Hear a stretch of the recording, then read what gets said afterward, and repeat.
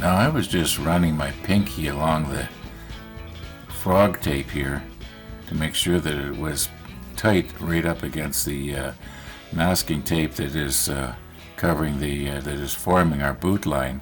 Now, Robert Dibbins in Coventry, I'm sorry, I keep calling it a boot line. I know that irks you. Maybe I should be calling it waterline. Anyway, yeah, but what I couldn't help but notice is when I got to around here that I obviously had painted too heavily. Like, I don't know if you can see that. When I was painting my gray on the upper part, I just did it way too heavy. And it is, and the overspray that I'm going to try and cover now with the whole red is almost powdery here. Well, it is powdery. So I think if I'm smart, I'm going to take a cloth and try and rub some of this down a little bit before we try to spray this lower part and of course the bottom underneath. It might be a little bit difficult to see here. Like, this is our frog tape, and this part right here is that 6mm masking tape that we use to cover up the black. And you can see where the bottom of it stops right there, just right there. Oh, I marked it. This oh my goodness, this marks so easily. One of the viewers suggested that, well, what you can do after you've painted is you can spray it with clear coat. Well, obviously it would have to be flat clear coat. I'm going to have to just be so careful. I got to hurry up and get this thing into some sort of a protective cradle as soon as I get the whole red done, or it's going to look terrible a year from now by the time I want to put it in the case. Or I'm going to have an awful lot of touching up to do. Like I did on the Bismarck, and I actually missed some places I realized later. But anyway, let's get on with it. Try and get this wiped down here. I mean, that's terrible. As near as I can tell, we're at the same area as we were before. I sort of recognize this little blemish right here. And I've gone over the entire ship now on the sides here with a damp microfiber cloth, and I've sort of scrubbed off the powdery area. And I'm not seeing anything on my finger now when I rub it. Now, actually, I shouldn't be rubbing it because I might be putting grease on there. Anyway, I think it was a good idea to do this. I'm sure it's going to, cover with the whole red a lot better than it would have before. Yeah, that was really stupid on my part. I just put it on way too thick. And this is the overspray, so you can imagine how bad it is up here.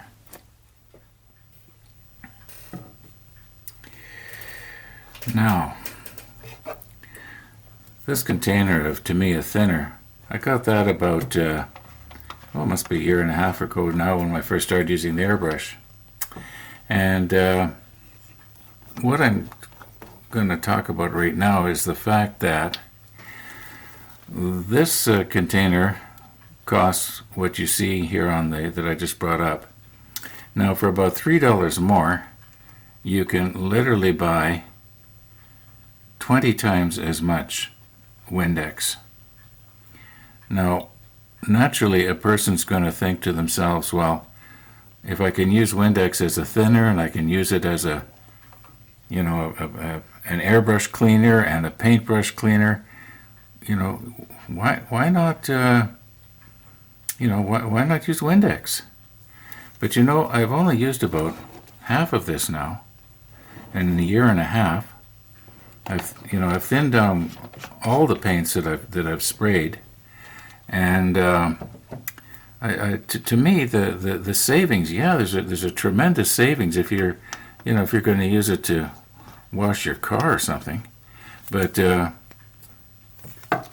we're just thinning out the odd little jar of Tamiya paint for the average person like myself, I don't think it's a good idea to not buy the proper stuff. I don't think you might not be saving.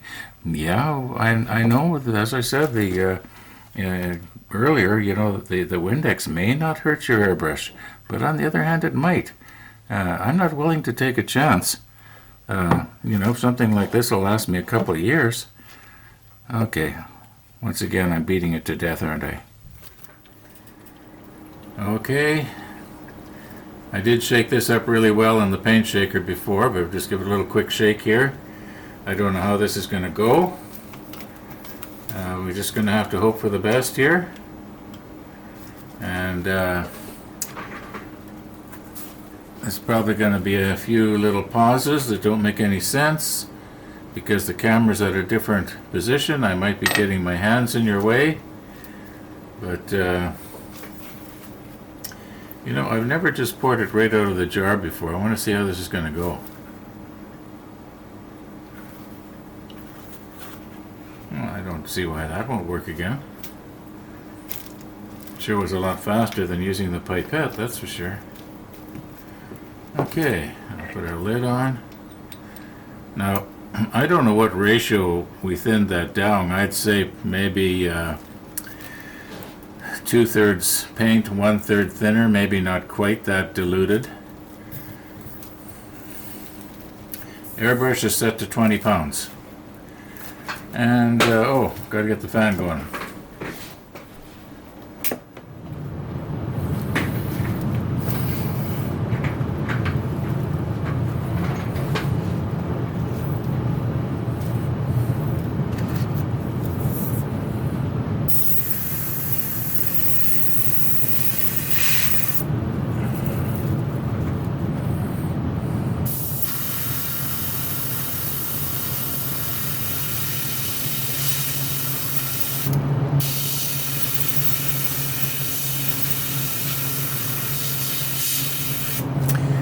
I think I'm going to have to increase the pressure.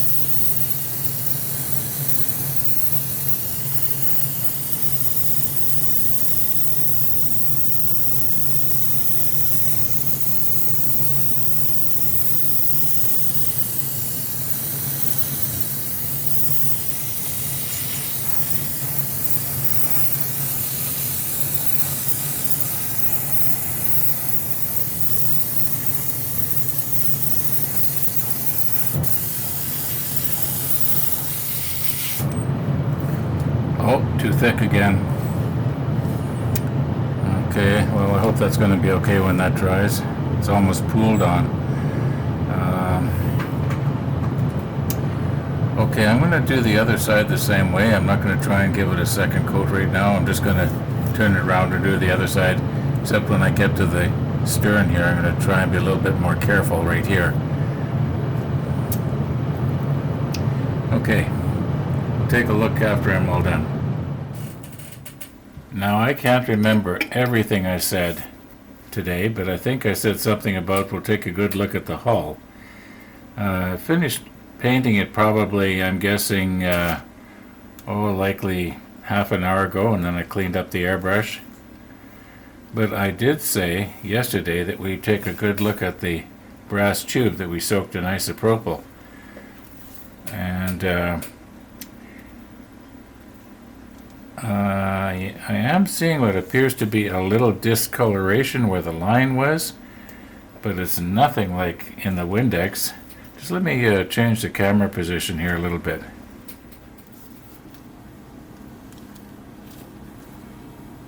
Now maybe we can just swab off some of that isopropyl that's on there.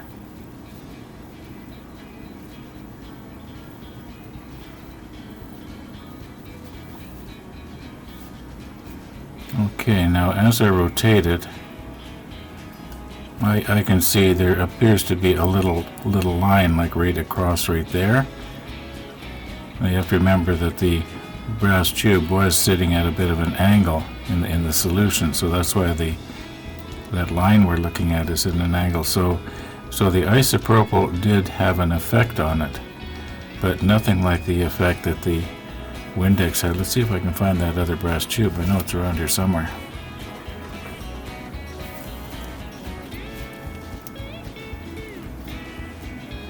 Yeah, the oxidation process on the other brass tube is just unbelievable.